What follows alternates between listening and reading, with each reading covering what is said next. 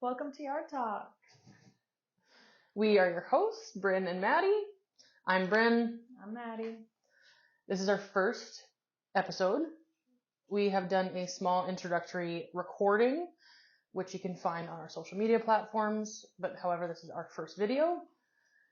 We're going to be talking about the opioid crisis, specifically in Canada, as we're located in Canada. We live in the Fraser Valley of British Columbia, which is just outside of Vancouver. So we're just going to get into some facts, some statistics, and then also share some personal experiences we have through people we know, our job, so on and so forth. Yep. So as of May of 2023, there's been 1,018 deaths in British Columbia alone. Due to an overdose. That is a big number. We're in August right now. That's 8 months. And so that over 100 people a month are dying from an overdose that are recorded. Yeah, and that's like, yeah. It says 578 drug poisonings in April alone. Yeah. Like, that is a large number. And that's only the ones that, like, ambulance had responded to. Yeah. So how many outside of that? And this is specifically opioid. Yeah. And that's just April. Yeah. It's 578. Yeah. That is a large number. Yeah. I remember when I dealt with one of our clients, I didn't know if it was an overdose or if, like, because I knew him so well, I was like, he was responding to me. I did the pain stimulants. I was like, okay. So my next thing was, okay, hold my hand. I grabbed his hand and I was like, squeeze my hand if you want me to phone you an ambulance. He squeezed my hand and I asked him 3 times because he's not that person. Like, sure enough, I said, okay, do you want me to Narcan you? He squeezed my hand. And I was like, okay, obviously something's wrong. He was responding, but like his face was drooping and I was just like, I didn't know how to respond to it. And that was the first time I was ever like, what do I do? And sure enough, I Narcaned him, I think 4 times, did not come back. Like, he wasn't more responsive. His eyes were still closed. His head was still down. I was like, the ambulance got there. He went to the hospital and sure enough, he got drugged with someone injected him with Drano. And Drano. It was not drug related at all. So me Narcanning him messed up his whole system. Like, really set him back. And the police got investigating. They found where he was injected, and it was just like, that's some things that you need to think of is like, what is an overdose versus what is a poisoning. Yeah. And that's like the gray area of, okay, they may use, and we may know that, but like, you need to know the difference between how they respond. Yeah. So that's another thing is like knowing those signs and symptoms of those areas. Possible overdoses, yeah. And I mean, the thing, like, opioids are one thing, but then you have these drugs, you have these street drugs that are laced with who knows what. That's just it. Like, Drano. xylazine. Yeah. Well, that was a huge thing. Like, Yeah. I had no idea until clients were telling me, like, this is on the street. I went home and I was researching and I was like, this is a known zombie drug now. Yeah. And it's like, they're calling it a zombie drug. And people are like, it's not a zombie drug. Like, they're making it seem like it's a lot worse than it is. Like, it's like fentanyl. Yeah. Well, okay, so xylazine is a tranquilizer. It's a horse tranquilizer, correct? Yeah. First time I ever heard about xylazine was probably about 6 months ago. And then I remember seeing a news article. I mean, it's obviously spread really, really fast over the news in the last like year, let's say. Yeah. But street community started seeing it in about 2010. So it's been around for a while, but it's extremely on the rise right now. Yeah. And it's extremely addicting. I've heard a number of our clients say, like, you know, you have this trank dope or this benzo dope that they don't want to do because they get so messed up, Mm-hmm. but they're addicted to it. There's people specifically searching out dope laced with benzos or tranks because they need it, but they don't like how it makes them feel. Mm-hmm. Or there's those people who are like, where can I find this dope that doesn't have it? Yeah. I know. I've literally spoken to dealers specifically who only carry benzo dope. Literally. Like, honestly. Mm-hmm. Like, yeah.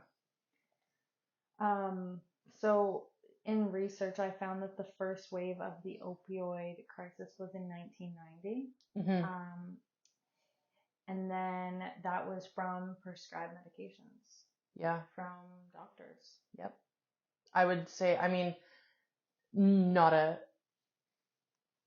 firm statistic, but like 9 out of 10 of our clients, they'll say, and they're like, I got injured this one time. I got morphine, I got Percocet, I got whatever. And then they just stopped prescribing it to me, and I was addicted to it already, and I had to find it somewhere else. Someone told me on the street that this was the same drug, and the amount of times I've heard somebody say, "Here, this will make you better," and it's semi-true. It's a very temporary fix for pain, and all sorts of different types of pain too. But when you give someone something, you can't just rip it from them, especially when it's a very high drug.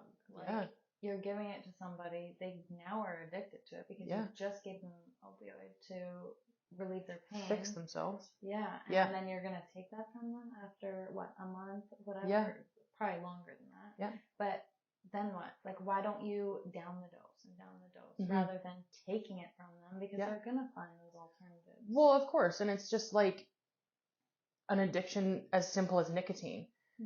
It's pretty rare that people can just cold turkey quit nicotine.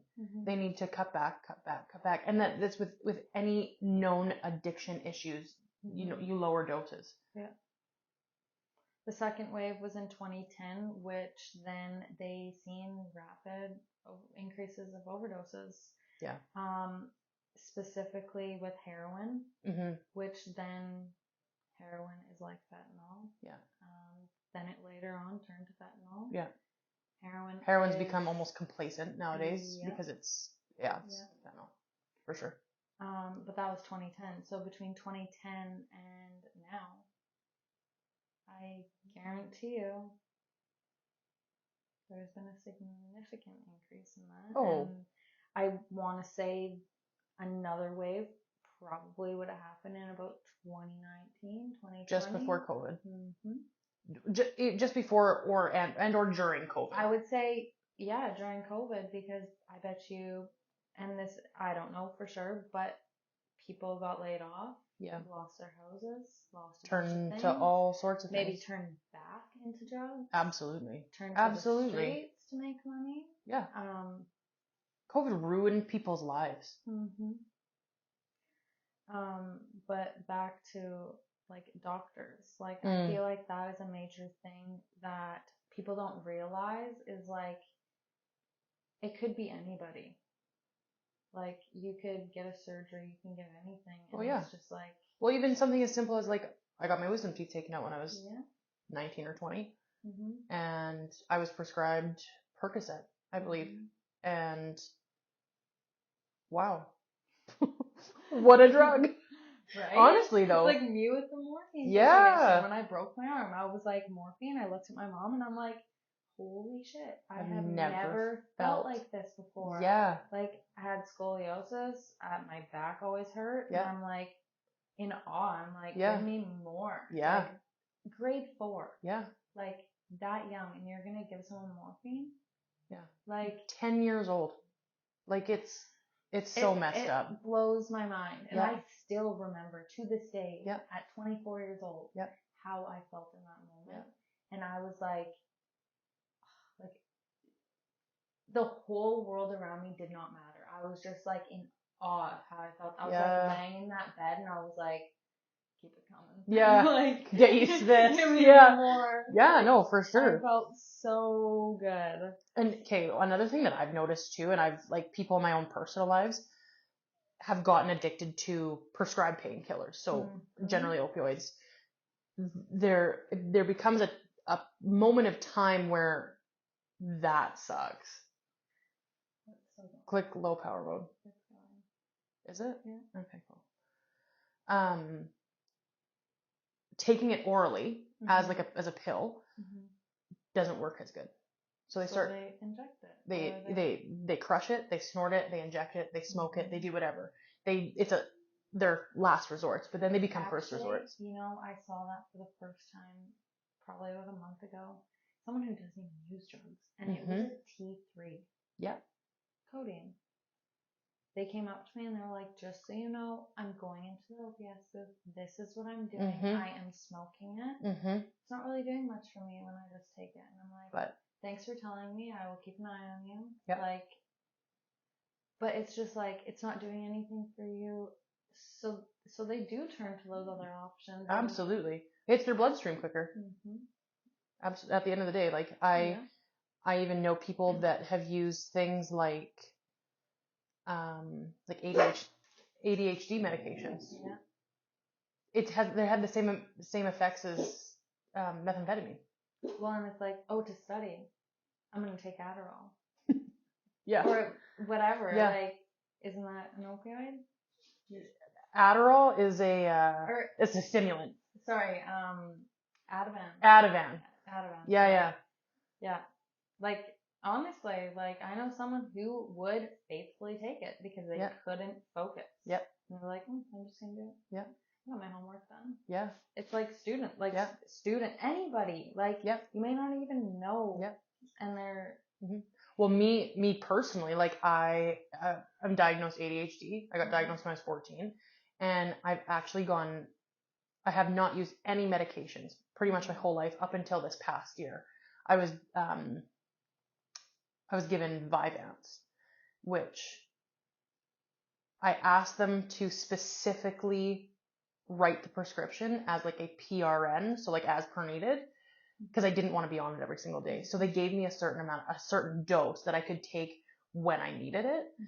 And I mean, those days that I take it, I'm a different person. And I'm very, very sparing with how I take it. Yeah. Like I haven't taken it in months because it's addicting.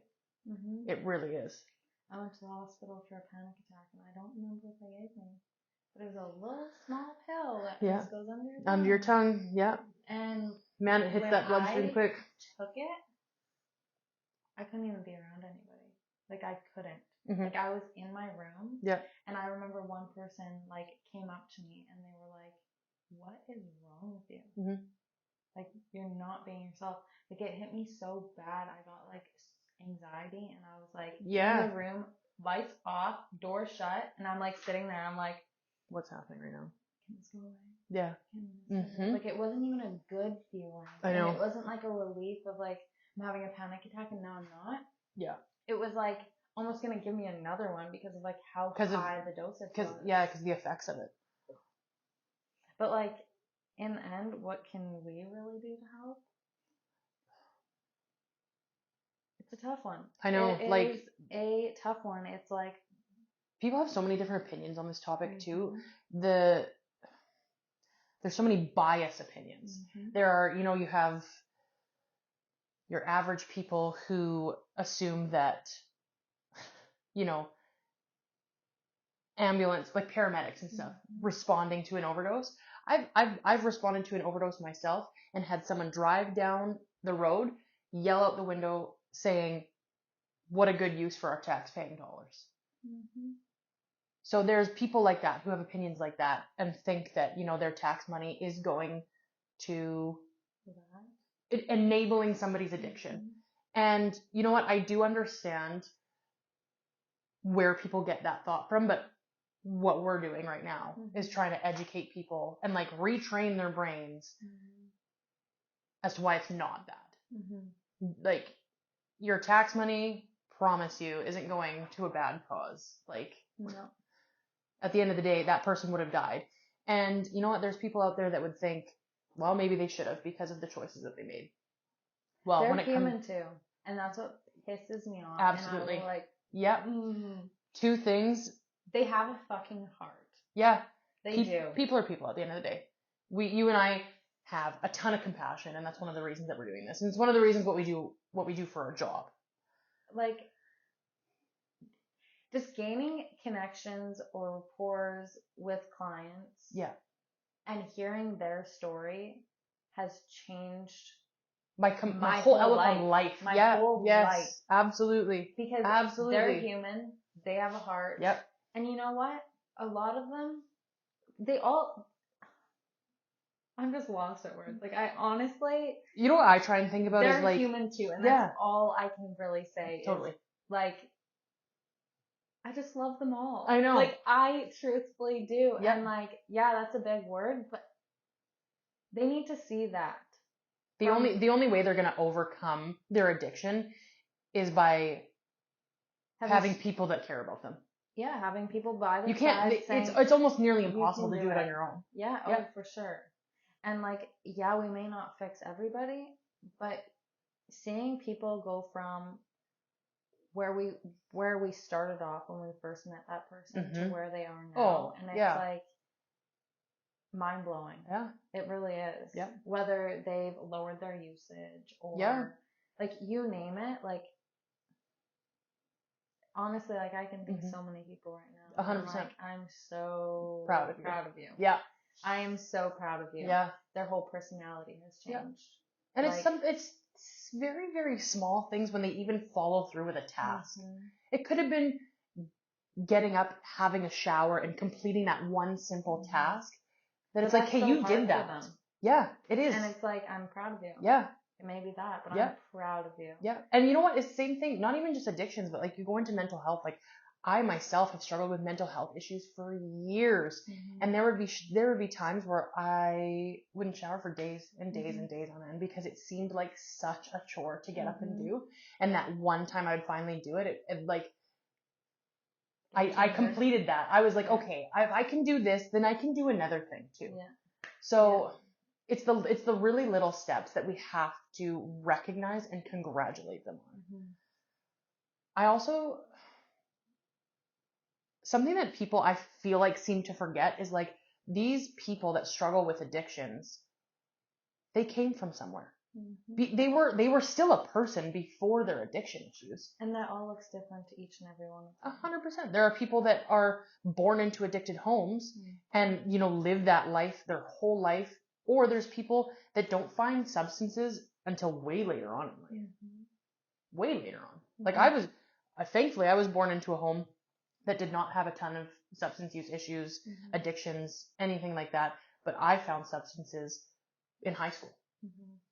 Which is another time where a lot of people make the wrong turn. Yep. Yeah. For sure. Yeah. Like, yeah. It all looks different to everybody, and like just to sit down and hear someone's story before judging them is a huge thing. Like, why don't you just sit down and talk to them rather than saying, oh, look at that person over there. Why don't you go and talk to them? Like, they're all approachable. They will willingly tell you their story. Of course they will. Willingly. Yep. You just have to be that genuine and sit down. At the end of the day, all they want is to be heard. Whether they're telling their story or they're telling you. Thing. Yeah. They just want to be heard. And even if they're just telling you what they did that day. Yeah. They just want to be seen and heard. And they don't get that. No. Because everyone shames on them. Yeah. It's frustrating. So the highest overdose rates are in British Columbia. Yeah. Then Alberta. Then Saskatchewan.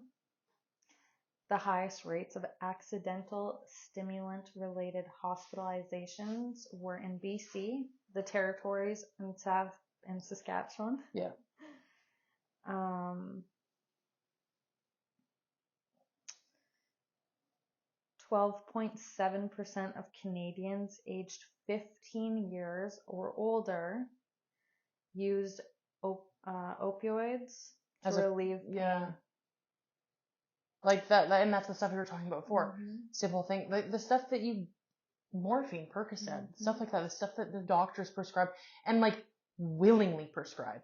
They don't ask you, they don't anything. They just write it down and they hand you the script. Like, and what's really interesting with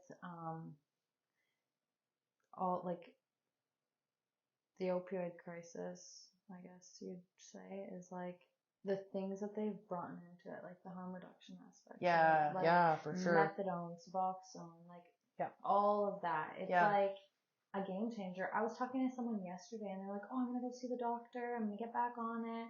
And I was like, oh, good for you. Like, I'm so proud of you. And he was like, yeah. And then I'm not going to use substances anymore. I'm like, so like you're faithful with it? Like, cause usually people use a little bit. Yep. And he was like, no, when I'm on it, I don't use. Yep. I really cut back. Like, I don't at all. Yeah. And he swears by it. Yep. No, I definitely know of a few people that have been either on methadone or Suboxone, and it's just enough to curb that sickness that they feel. To it's the beginning of the detox process, right? Yeah. Like, when I was asking somebody, I was like, so like, can you explain to me like what it does for you? And they were like, well, I take it. It does take a little while to kick in, and it takes the sickness away, but it's like just enough where it's like you're still kind of craving it, but like it's not like that like excessive. Right. Yeah. Not like it's different from a high. Yeah. It doesn't. It's getting them high. It takes the edge off. Yes. Yeah. In better words. Yeah. I mean, let's just call it what it is. We don't have to use big fancy words all the time because we're not using big fancy words when we're at work. There's lots of non-big fancy words, that's for sure. Yeah, it's crazy world, honestly. It really is. But in the end, making everyone feel heard and seen is like the biggest thing of their journey. Yeah. Getting them to where they need to be. If they don't have people hearing them out and seeing where they're at in life, they're never going to get to where they want to be. Everyone has hopes and dreams, and don't get me wrong, when I don't feel heard or seen, I don't want to get to those hopes or dreams. Nope. So why would they? We are their backbone, or people talking to them are their backbone. They rely on you for those like that advice and all their choices that they make in life because they don't really know what to do. No. Some people do, but they don't know how to get there. No. They don't have. They don't even know where to start. No. They don't have the resources. You tell them one thing and it's like, that's a thing? Like, you can do that? I mean, even me, myself, as a staff, being in the human services, I've been in the human services field for 12 years. And in this past year, working at a low barrier shelter, I didn't know half of the resources even existed. Moving here from Saskatchewan, I'm like, what the hell? Yeah. I didn't know a single thing. I'm like asking people, I'm like, where do I find this? What can I do here? And then like they just keep flowing in. I'm like, you can do that? Like, what is that? Right? Like, we don't have any of that stuff. And if we do, I can't find it. No, like, well, I lived in Southern Alberta for 15 years, and I lived in a city that filled with crime and drugs and like just awful, and a very high populated shelter. And I never saw any of the resources. I mean, I wasn't as heavily in it as I am now, so maybe I was missing some things. But I mean, you walk around the streets here and you see outreach workers, nurses, all sorts of different people. I've never once seen that anywhere else. Well, and even with like Calgary, for example. There's no help there. Like, my cousin lived there for how long, and he wasn't able to find anything. I know. Yeah. He didn't even want to go to the shelters. Yeah. Because he didn't feel like he was being heard or seen. They weren't helping him with anything. Yeah. Like, it's ridiculous, honestly. And it just keeps getting worse. Yeah. So we are going to really try our best to continue to share stories and teach people, educate people on safe practices when it comes to drug use. If you have people that are struggling with addictions in your life, like, reach out to us. We want to talk to you. We want to talk to them. And ask us questions too. Like if we don't have the answers, we will find them for you. Oh, Like Maddie is what, in your 4th year of social services? Social work. Yeah. Social work. Okay. Like the amount of stuff that you've learned over 4 years, like, and it's not going to stop. You're never going to stop learning. No. Right. And I mean, the work that we are in, we learn new things every day. And we have a lot of new things every day. Going back to resources, like we have a ton of resources that we can reach out to find out information. Oh, for sure. Yeah. So we want to hear from everyone. We want to hear from everyone. If you want to share your story, we would love to hear from you. Eventually, we will share our own stories. Eventually. Which will be interesting. Yeah. You can follow us on Instagram. Yeah. Message us on Instagram. Yeah. Email is on there, I think. Yeah. Instagram, TikTok, and we will also be creating a YouTube channel, which will probably be doing the majority of our posting. And yeah. I think our numbers may be on one of them too. So. And if not, we'll put it on there. Text us, call us, whatever. We want to meet with you. We want to talk to you. We want to hear your story. And come back next Wednesday. Yeah, and Wednesdays is our day. Yeah. We're going to post on Wednesdays, guys. Every third Wednesday of the month, we're going to have a guest speaker. Yeah. Correct? Yeah. Yeah. Yeah, we've got a few people lined up already. Just, people that we know personally, have connected with. We actually had a meeting with somebody this morning who has been in recovery now for 20 years, was an active user of not only substance, but other things as well. So he's going to share his story, and not only just share his story, but share the steps as to what he took to get sober and to stay sober. He is 20 years sober, over 20 years sober. And he's still actively practicing. Every single day, he follows the steps of what he needs to do to keep himself sober, and he wants to share that with other people and help other people into recovery. So I'm really excited for that. Yeah, we got big plans. We got big plans, guys.